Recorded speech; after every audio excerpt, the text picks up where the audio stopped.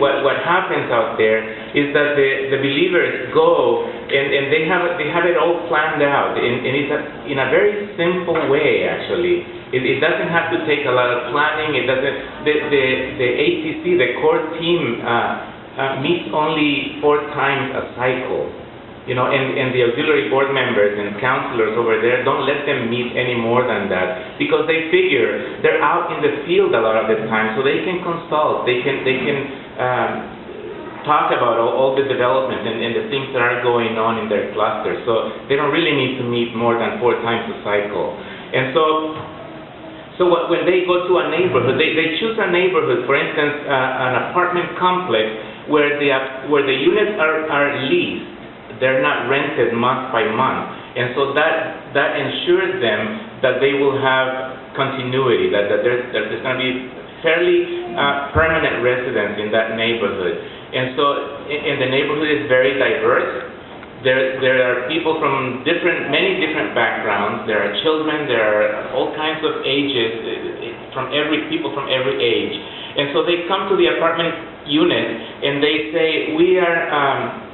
Let me read. They have a little one page set of guidelines here that they kind of internalize when they go to the door, and they don't read this, but they already know what they're going to say. But I'm not very familiar with this, so I'm going to read to you what they are saying out there. They say.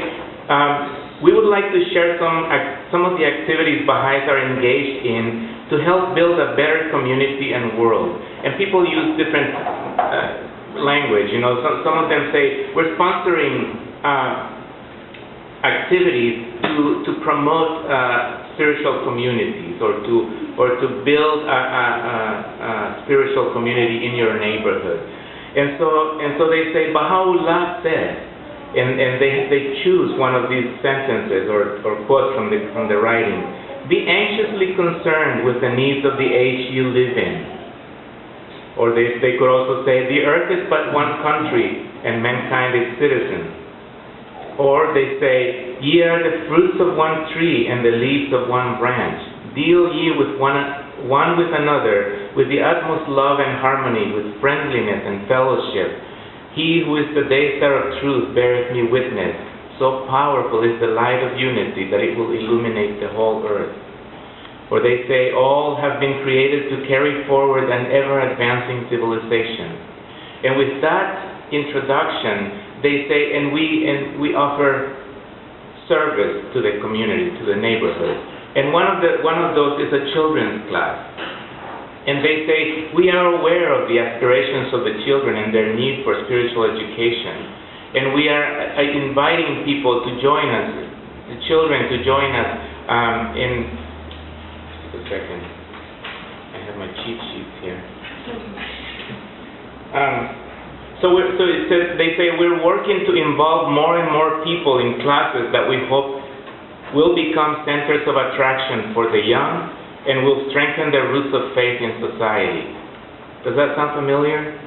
It's from the Rizvan message, 2008. And so there's a suggestion, our dear counselor Navid Serrano suggested that we try to memorize, internalize that paragraph, or some of the quotes there, depending on what kind of core activity we're inviting to, and then share that with them. Use that language when we go and communicate with the neighbors, and that really touches their heart, and they can relate to it. Just to get off the subject a little bit, Dr. Arba, a member of the House of Justice, once told us that the language that we need to communicate with the seekers, with the people who could otherwise be considered strangers,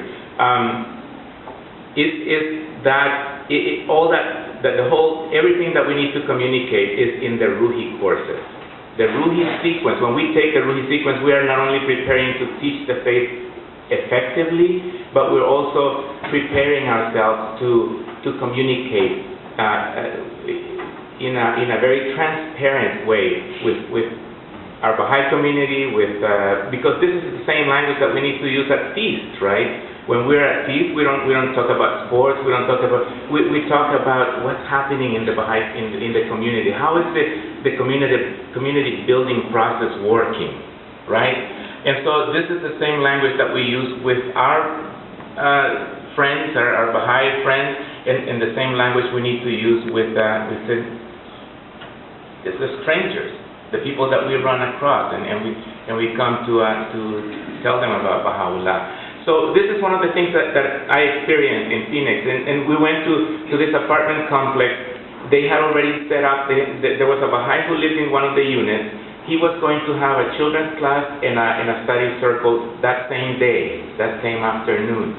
So we went from a unit to unit, inviting the residents to come to a children's class. If they had children, we said, could you please bring your children to our class? We're interested in the spiritual education of your children, and this is what they will learn. And so the friends over there have a sample of what a portion of what a children's class is, and so they say, and they learn to memorize